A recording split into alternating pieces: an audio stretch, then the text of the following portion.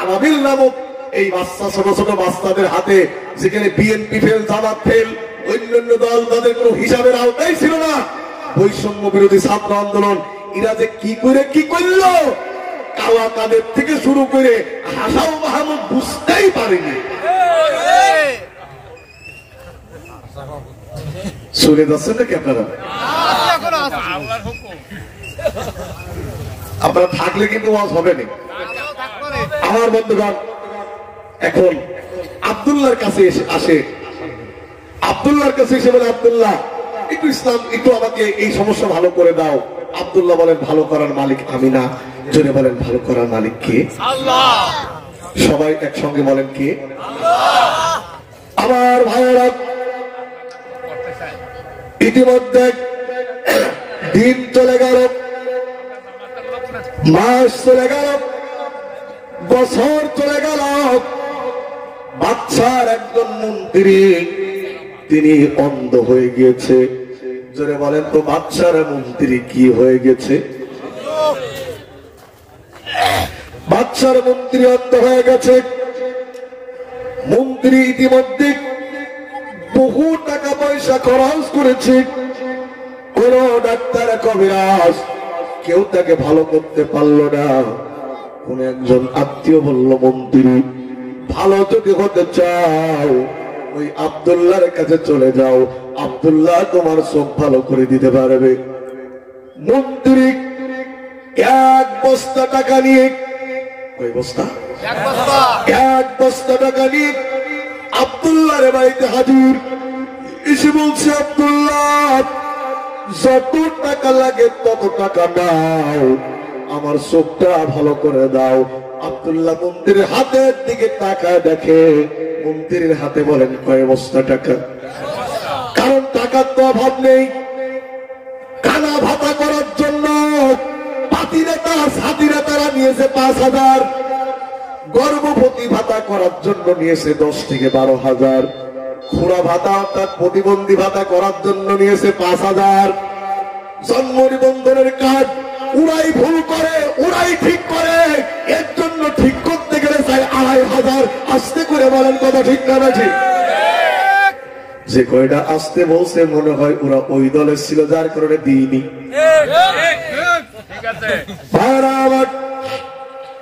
গভীর মনোযোগ।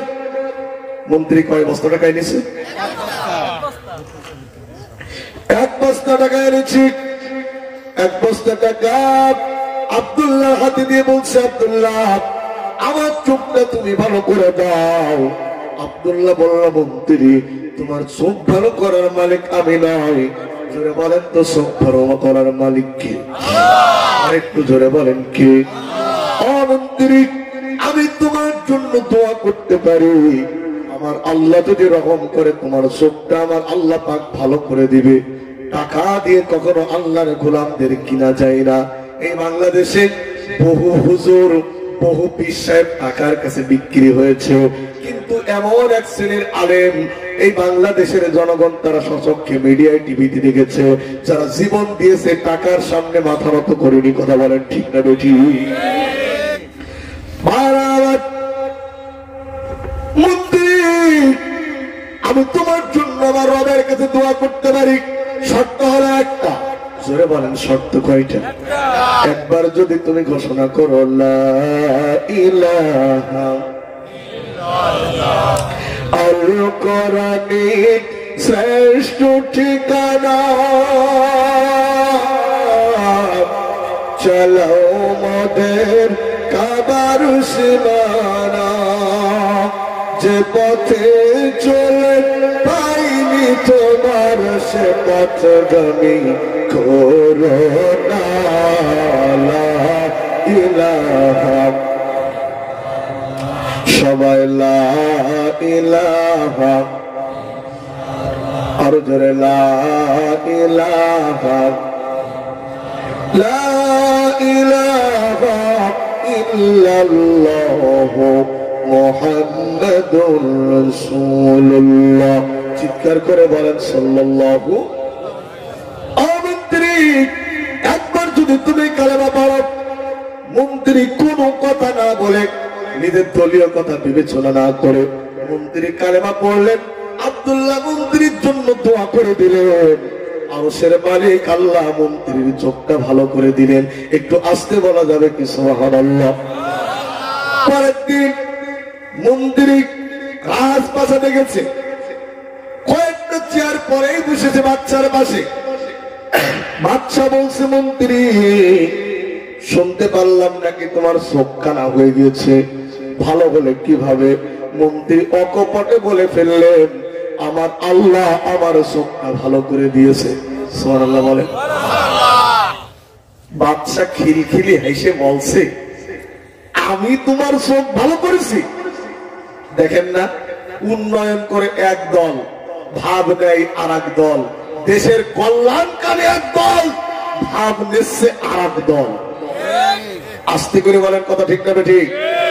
যারা জনগণের কল্যাণ চায় তারা কখনো ভাব নেয় না, তারা কখনো ফটো সেশন করে না। বৈষম্য বিরোধী ছাত্র আন্দোলন রক্ত দিল, আর এখন ভাব নিয়ে লোক সামনে আর এক দল চলে এলো। এক এলাকায় এক কাফন চোর ছিল। লোক মরে গেলেই কাফন চোর ওখান থেকে কাফন চুরি করত। একদিন কাফন চোর মারা গেল। টুটি বাড়ির লোকজন বললো, আলহামদুলিল্লাহ কাফন চোর মরে গেছে, আর অন্তত কারোর কাফন চুরি হবে না। এখন কাফন চোরের বদনাম ঘোষাবার জন্য কাফন চোরের ছিল 7 ছেলে। কয় ছেলে? তো বলছে, ভাইরা বাবার বদনাম ঘোষানোর জন্য আমাদের 7 দিন ব্যাপী খাবারের অনুষ্ঠান করতে হবে, খানা করতে হবে। তো বলছে, কি দিয়ে খাওয়াবা? তো বলছে, প্রথম দিন দেবো কয়েল পাখি, দ্বিতীয় দিন দেবো পোল্ট্রি, তৃতীয় দিন দেবো সোনালি, চতুর্থ দিন গরু, পঞ্চম দিন খাসি, ষষ্ঠ দিন দেশি, সপ্তম দিন সম্ভব হলে দেবো উট নাই ডুম্বা। কয়দিন ব্যাপী খাবার অনুষ্ঠান? এখন গ্রামের সব লোক তো একসাথে গ্রামে থাকে না। কিছু কিছু লোক দেখে আজকেও পুটি বাড়ি থেকে বাইরে চলে গেছে, আসবে 1 সপ্তাহ পরে। আবার কিছু কিছু লোক এদের মাহফিল হচ্ছে ওরা জানেই না ওরা কবে আসবে তার ঠিক নেই। এখন কিছু কিছু লোক গ্রামে এসে দেখে দল বেঁধে সব লোকজন চলে যাচ্ছে 4th দিন। তোরা জিজ্ঞেস করে, তোমরা কোথায় যাচ্ছ? কাফন চোরের বাড়ি খানা খাতে যাচ্ছি। এ কথা কাফন চোরের সাইডে ছেলে শুনে ফেলেছে। 7 দিন ধরে খাওয়াচ্ছি, আজ সেই বদনাম।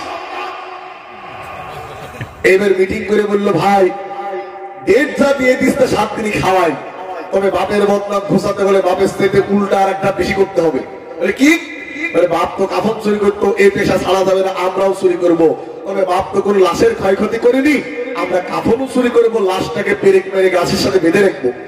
কয়েকদিন পরে খানা শেষ, 6 দিন একটা মানুষ মারা গেল। এখন 2 দিন পরে সবাই দাফনের 2 দিন পরে দেখে কবরে লাশ নেই। লাশ কই? তাকিয়ে দেখে শামুকপুতা বাজারে বট গাছের সঙ্গে ওই লাশটা রাখা রয়েছে। লাশে পেরেক মারা, গায়ে কাফন নেই। তখন লোকজন বিড়িতে টান দিয়ে বলছে, আগের চোরটাই ভালো ছিল। কারণ আগের চোরটা ওটা লাশ থেকে কাফনে নিত, লাশটাকে উলঙ্গ করে গাছে ঝুলাইতো না। ওরা দুঃখে আফসোস করে বলছে, আগের চোরটাই ভালো ছিল। বৈষম্য বিরোধী ছাত্র আন্দোলন যারা জীবন দিল, রক্ত দিল, এখনো যারা আহত হয়ে পড়ে রয়েছে, তাদের ট্রিটমেন্টের কোনো খোঁজ খবর নাই। এক শ্রেণীর লোক খাওয়া দাওয়াই ব্যস্ত, ওদের দিকে তাকিয়ে সাধারণ জনগণ বলছে আগের চোরগুলোই ভালো ছিল।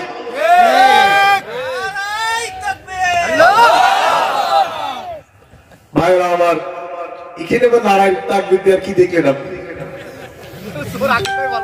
ভাইরা আমার, আপনার কি চলে যাচ্ছেন নাকি? আমার একটু ঠান্ডা লেগেছে, তো এইভাবে কিছুক্ষণ চলুক নাকি? আমার ভাইরা,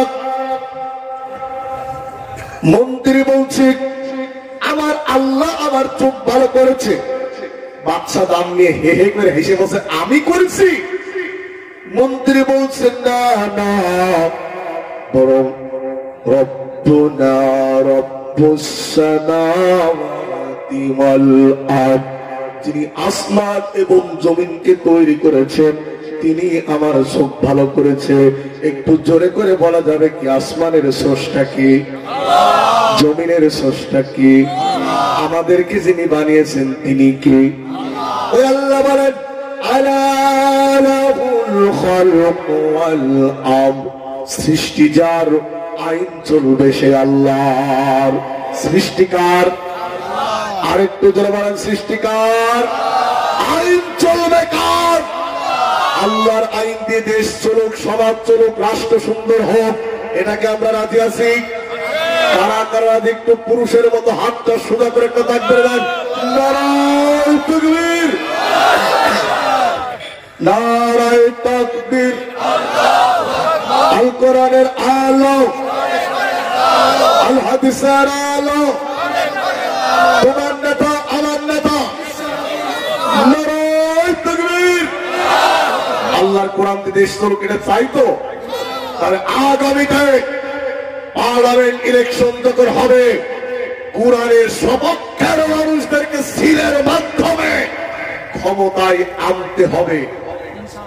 এটাকে এবার কথা বলছেন, একটু জোরে বলেন ইনশাআল্লাহ। আর একটু জোরে বলেন ইনশাআল্লাহ। দুর্ভাগ্যজনক সত্য কথা শুনুন, এই বাংলাদেশে কি ভাই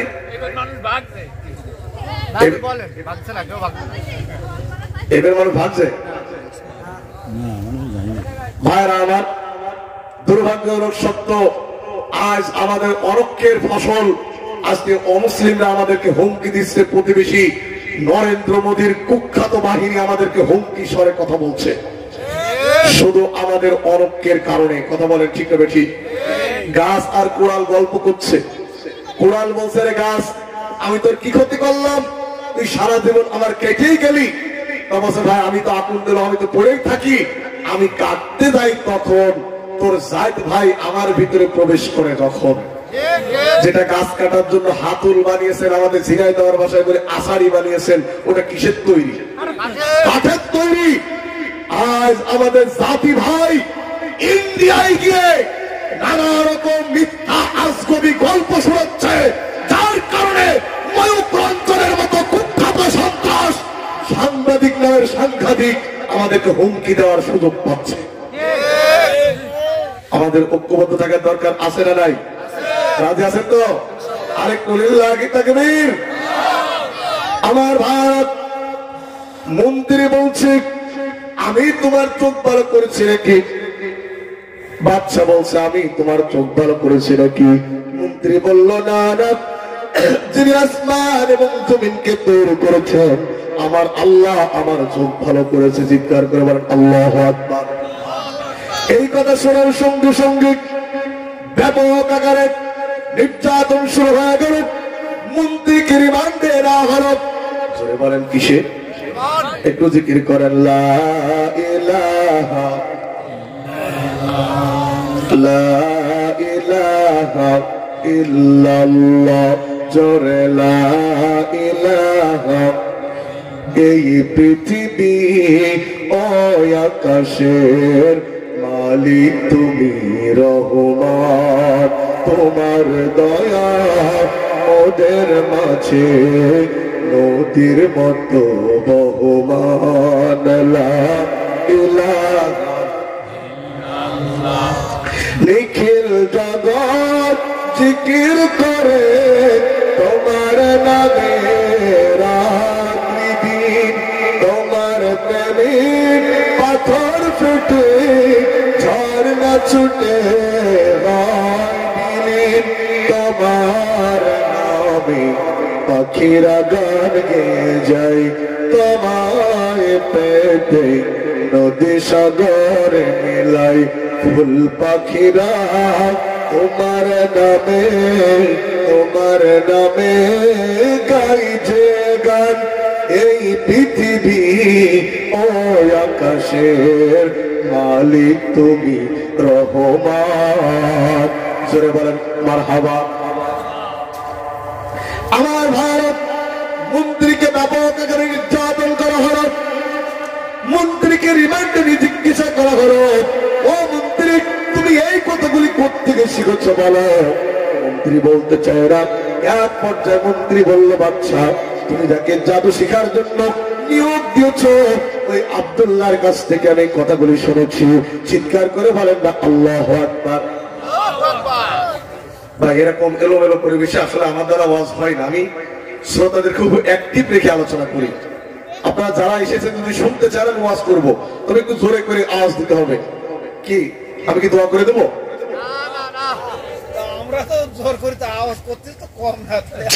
আমার পর্যন্ত আসতে আপনার আমাদেরকে সরিয়ে এসে বসে।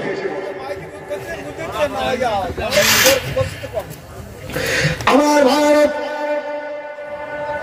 মন্ত্রী বলল, আমি আব্দুল্লাহর কাছ থেকে শুনেছি বাদশা লোক পাঠায় দিল আব্দুল্লাহকে গ্রেফতার করার জন্য। আব্দুল্লাহকে গ্রেফতার করে তাকেও রিমান্ডে নেওয়া হলো। চিৎকার করে বলেন না নাউজুবিল্লাহ। ঈমান আনলে যিনি পরীক্ষা করবেন তিনি কে? আহাসিবান নাসু আইয়ুতরাকু আইয়াকুলু আমান্না ওয়া হুম লা ইফতালুন। জোরে বলেন আল্লাহু আকবার। তোমরা কি মনে করেছো তোমরা ঈমান এনেছো এই কথা বললে আমি তোমাদেরকে ছেড়ে দেব? না না না, আমি আল্লাহ পাক তোমাদের পরীক্ষা করব। জোরে বলেন আল্লাহু আকবার। আম হাসিবতুম আন তাদখুলুল জান্নাতা ওয়া লাম্মা ইয়াতিকুম মাসালুল লাযীনা খালাউ মিন ক্বাবলিকুম مستهم البأساء والضراء وزلزلوا حتى يكون الرسول والذين آمنوا معه متى نصر الله ألا إن نصر الله قريب। জোরে বলেন আল্লাহু আকবার। আল্লাহ বলেন তোমরা কি মনে করেছো? গল্প কেন? তোমরা কি মনে করেছো তোমরা ঈমান এনেছো এই কথা বললে আমি তোমাদেরকে ছেড়ে দেব? না না না, আমি আল্লাহ তোমাদের পরীক্ষা করবো। বলেন আল্লাহু আকবার। এমন বিপদ এসেছিল নবীদের উপরে সাহাবীদের উপরে, যে বিপদে নবী এবং সাহাবীরা তারা এক কথা বলতে এই কথা বলে ফেলেছে, আমার ভারত। এইভাবে মুমিনের যখন পা জমিয়ে ময়দানে টিকে থাকে আল্লাহ মুমিনদের উপরে সাহায্য নাজিল করে। জোরে বলেন আল্লাহু আকবার। আব্দুল্লাহ বিন তামির, আব্দুল্লাহকে গ্রেফতার করে নিয়ে আসা হলো। আব্দুল্লাহকে বলা হলো, আব্দুল্লাহ এই কথাগুলি কোথা থেকে শিখেছো বলো, তুমি কালেমার পথ ছেড়ে দাও। আব্দুল্লাহ বলল জীবন দিতে রাজি আছে, ঈমান দিতে রাজি নাই। জোরে বলেন আল্লাহু আকবার। আব্দুল্লাহকে রিমান্ডে নিয়ে পিটানো হলো। আব্দুল্লাহকে রিমান্ডে নিয়ে পিটানো হলো। আব্দুল্লাহ সকল বিপদ সহ্য করে আব্দুল্লাহ ঈমানের পথ ছেড়ে চলে যায় না। জোরে বলেন আল্লাহু আকবার। এক পর্যায়ে আব্দুল্লাহকে জিজ্ঞাসা করা হলো, আব্দুল্লাহ তুমি এই কথাগুলি কার থেকে শিখেছো তুমি বলো। আব্দুল্লাহ বেহুশ অবস্থায় বলল, ওই শহরের মাঝখানে একটা ঘর আছে, ওই ঘরের ভিতরে একজন বৃদ্ধ বুজুর্গ আছে, আমি তার কাছ থেকে কথাগুলি শুনেছি। বৃদ্ধ বুজুর্গকে বাদশার সামসা বাহিনী। জোরে বলেন কি বাহিনী? এখন দেখবেন অধিকাংশ জায়গায় নেতার চাইতে সামসা কয়টাই কিন্তু হইচই করছে বেশি। কথা বলেন ঠিক না ঠিক? এক নেতার বিয়ে হবে, নেতার কি হবে? বিয়ে হবে। এখন কন্যা পক্ষের লোকজন এই কপিলমুনি এলাকায় দেখতে আসে না ধড়ফড় করে বিয়ে দিয়ে দেয়? দেখতে আসে, দেখতে আসে। এখন কন্যা পক্ষের লোকজন এসেছে, নেতা অনেক নাস্তা কিনেছে ওদের খাওয়ানোর জন্য, শ্বশুর বাড়ি বলে কথা। এখন এই সামসা নাস্তা লোক সামলাতে না পারে ও ভিতরে ঢুকেছে। কন্যা পক্ষের লোকজন বলছে, গো এই ছেলের সঙ্গে তো মেয়ে বিয়ে দেবো, ছেলের পুকুর টুকুর আছে নাকি, ঘেরটের আছে নাকি? সামসা বলছে, কয় ঘেরের মাছ আপনার মেয়ে খাবে? বলদা চিংড়ি, বাগদা চিংড়ি, আরো ভেটকি মাছ, কত রকমের ঘের আছে। বলছে আমরা বাগেরহাট থেকে লবণাক্ত পানি নিয়ে এসে ইলিশ মাছের ঘেরও বানাইছি। বাবা বলছে টাকা মাকা কেরাম আছে। এরা কিছু বলছে না, সামসা বলছে সোনালী ব্যাংক, অগ্রণী ব্যাংক, কৃষি ব্যাংক, জনতা ব্যাংক, প্রত্যেকটা ব্যাংকেই টাকা আছে। বলছে আম বাগান টাকার আছে? কয় বাগানের মেয়ে আপনাদের মেয়ে আম খাবে? রাজশাহী থেকে হাড়ি ভাঙ্গাম, ল্যাংরাম, কত রকম আম আছে। ইতিমধ্যে জাত দেখতে আসতো, আবার আমার মতো ফক করে একটা কাশি দিয়েছে। কোন পক্ষের লোকজন বলছে ছেলের কাশিও আছে নাকি, সামসা বলছে শুধু কি কাশি, ওর যক্ষাও আছে। আপনারা বলেন এ বিয়ে থাকবে না ভাঙবে? আরেকটু আসতে বলেন, থাকবে না ভাঙবে? আচ্ছা, এই যে বিয়েটা ভেঙে যাচ্ছে বলেন তো কার কারণে? আরেকটু আসতে বলেন, পাশের লোকের জন্য আসলে কার কারণে? মাঝে মধ্যে কিছু কিছু সামসারা এমন আচরণ করছে, ওর কারণে ওর নেতার ফিল্ড নষ্ট হয়ে যাচ্ছে। সামসাদের সাবধান হওয়ার দরকার আছে না নাই? আরেকটু জোরে বলেন, আছে না নাই? আব্দুল্লাহকে বলা হলো, আব্দুল্লাহ ঈমান ছেড়ে দাও। আব্দুল্লাহ বলল জীবন দিতে পারি, ঈমান দিতে রাজি না। আব্দুল্লাহর উস্তাদ ওই বৃদ্ধ বুজুর্গকে ধরা হলো, সামসারা গিয়ে ধরে নিয়ে আসলো। তাকেও একই প্রস্তাব, জীবন দিবে না ঈমান দেবে। সেও একই কথা বলল, জীবন দিতে পারি, ঈমান দিতে রাজি না। একটু জোরে বলা যাবে কি আল্লাহু আকবার? আমার ভারত বাচ্চা জল্লাদকে নির্দেশ দিল, আমার সামনে এই বৃদ্ধকে আমার সামনে জবাই করো। জল্লাদ ছুরি নিয়ে এসেছে, বৃদ্ধ বুজুর্গের মাথার উপরে ছুরিটা ধরা হয়েছে। বলা হচ্ছে, বৃদ্ধ ভেবে দেখো, প্রয়োজনে বয়স্ক ভাতার কাঠ দেব, টিসিবির কাঠ দেব, চাল ডাল তেলের জন্য কোনো চিন্তা করা লাগবে? প্রয়োজনে তোমাকে মুক্তিযোদ্ধার ভুয়া কার্ড দেব, প্রতি মাসে বেতন পাবে 20,000। একটা কথাই তুমি বলবে, আল্লাহ বলতে কেউ নাই, রব হচ্ছে বাদশা। এবার মুরব্বী ছুরির নিচেই দাঁড়িয়ে ছুরির দিকে তাকাই আর মিসমিস করে হাসতেছে। হাসতে করে বলেন না সুবহানাল্লাহ? বাদশা বলছে, মুরব্বী কুপোকায় ও রাজি হয়ে গেছে, ছুরি নামা। মুরব্বী বুজুর্গ বলতে বলল, বাচ্চা তুমি এবং তোমার সংসার এই ছুরির ভিতরে হাড় দেখতে পাচ্ছ, আমি বৃদ্ধ বুজুর্গ মানুষ, এই ছুরির ভিতরে আমি আমার জান্নাতের প্রতিচ্ছবি দেখতে পাচ্ছি। হাদিস শরীফের ভিতরে এসেছে, আল জান্নাতা তাহতা জিলালুস সুয়ুফ, আল জান্নাতা তাহতা জিলালুস সুয়ুফ। জান্নাত জায়নামাজের নিচে নয়, জান্নাত এসি রুমের ভিতরে নয়, জান্নাত হচ্ছে তরবারির ছায়া তলে। আল্লাহু আকবার! জান্নাত কিসের ছায়া তলে? কিন্তু আজকে আমাদের হুজুররা, আমরা আমাদের কথাটাই বলি, আমরা হুজুররা এখন জান্নাত খুঁজি মকমালে জায়নামাজের তলে। দুর্ভাগ্যজনক সত্য, আপনাদের পাশে অমুসলিম ভাইরা আছে, এই মন্দিরের ঠাকুর আর ওই মন্দিরের ঠাকুর এ দুদাদা জীবনে ঝগড়া হয়েছে? সত্য স্বীকার করে ঝগড়া হয়েছে? এই মন্দিরের ঠাকুর আর ওই মন্দিরের ঠাকুর এ দুই দাদা ঝগড়া হইল না। এই মসজিদের হুজুর আর ওই মসজিদের হুজুরের মিল হচ্ছে না। কি নিয়ে আমাদের অমিল? নামাজে হাত ইকেন বাইনবো না ইকেন বাইনবো? কি নিয়ে আমাদের অমিল? সূরা ফাতিহা বলার পর মসজিদ 4 ইঞ্চি উঁচু করে আমিন বলবো না আস্তে আমিন বলবো? কি নিয়ে আমাদের অমিল? ইয়া নবী সালাম মালাইকা, এটা গাবো না এই নিয়ে আমাদের ঝগড়া, দলাদলি, গুতোগুতি, ঠেলা ঠেলি আছে না নাই? গল্পকে একটা করবো। এক বাড়িতে বাড়িওয়ালা 3 হুজুরের দাওয়াত দিয়েছে। হুজুরে বলেন কয় হুজুরের? বাড়িওয়ালা বোর কাছে মিস করে হাসে বলছে, 3দের এক জায়গায় করেছি। তা বউ বলছে, তা আমি কি করবো? বলছে, হুজুরকে ধরে কি রান্না করেছো? মানে পায়েস অথবা ক্ষীর। আপনারা কি বলেন? ওইটাই বলেন। আচ্ছা, তাহলে আমরা ঐক্যবদ্ধ হলাম, অন্তত পায়েস ধরে। বাড়িওয়ালা বলছে, হুজুর কয়জন? বসাই ওই তো বিয়ের সময় খামসা প্লেট সেরেন তো, যারা কথা কষ্টেন এরকম বাইল বিয়ে করেছে, ওয়ান টাইমে খেয়ে দৌড়ে দৌড়ে চলে এসে। আমার বিয়েতে একটা খামসা প্লেট ছিল এত বড়, 3 জন বসলাম এক জায়গায়, যিনি খাজুনদার তিনি বলছে আপনাদের কাল্লা রাখা হয়েছে।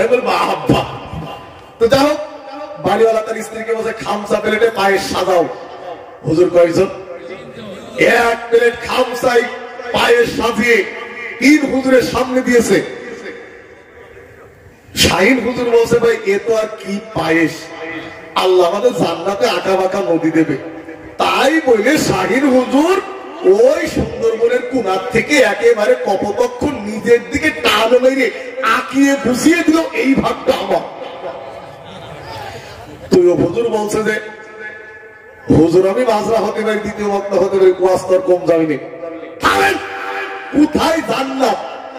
আল্লাহ হাসরের ময়দানে সব মানুষ এক জায়গায় করবে।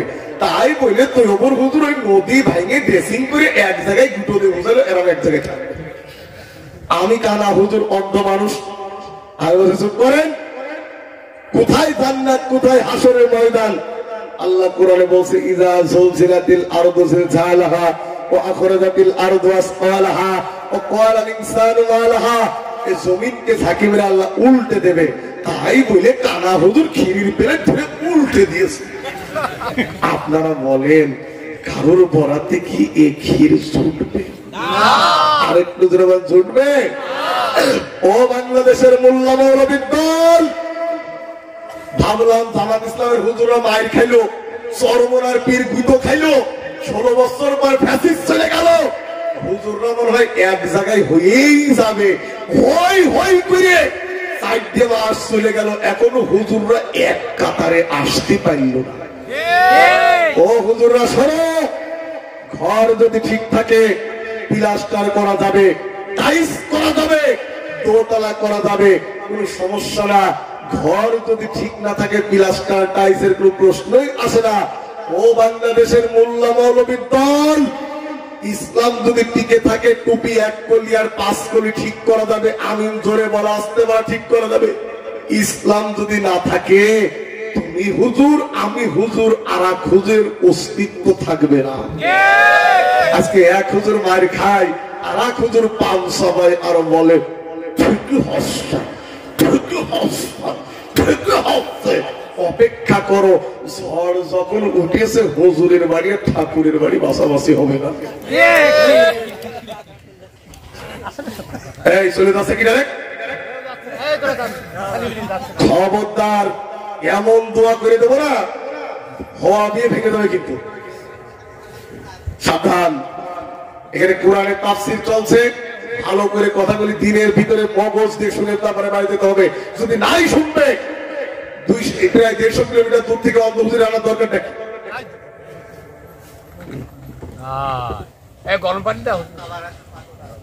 আবার ভারত ব্যস্ত, আপনাদের খারাপ লাগতেছে নাকি? জিকির করুন লা ইলাহা লা ইলাহা ইল্লাল্লাহ সুবহানাল্লাহ আলহামদুলিল্লাহ লা ইলাহা লা ইলাহা লা ইলাহা ইল্লাল্লাহ মুহাম্মাদুর রাসূলুল্লাহ। চিৎকার করে বলেন না সাল্লাল্লাহু। আব্দুল্লাহর উস্তাদকে এই কথা বলার সঙ্গে সঙ্গে উস্তাদ যখন বলল আমি তরবারির নিচে আমার জান্নাত দেখতে পাচ্ছি, উস্তাদকে হত্যা করা হলো। উস্তাদ জীবন দিল কিন্তু ঈমান দিল না। জোরে বলেন আল্লাহু আকবার।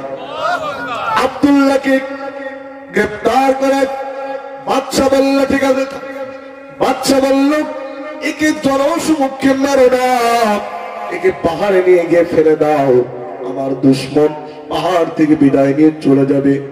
আব্দুল্লাহকে পাহাড়ের উপরে নিয়ে যাওয়া হলো। দুর্ধর্ষ একদল সেনাবাহিনীর দল আব্দুল্লাহকে পাহাড়ে নিয়ে গেল।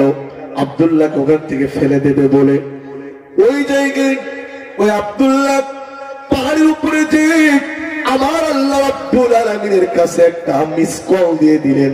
আস্তে করে বলা যাবে কি সুবহানাল্লাহ। হুজুর এত ওয়াজ আমরা জীবনে শুনলাম, কোন হুজুর তো বললো না যে আল্লাহর কাছে মিস কল দেওয়া যায়। আপনি যেহেতু বলে ফেলেছেন, আপনি একটু কায়দাটা শিখিয়ে দেন। আল্লাহর কাছে মিস কল নয়, আল্লাহর সঙ্গে ডাইরেক্ট কলেও আপনি কথা বলতে পারবেন। বলে দেব? বলবো? হুজুরের টাকা দেওয়া লাগবে কিন্তু। আল্লাহ রাব্বুল আলামিন ওয়া মিনাল লাইলি ফাতাহাজ্জাত বিহি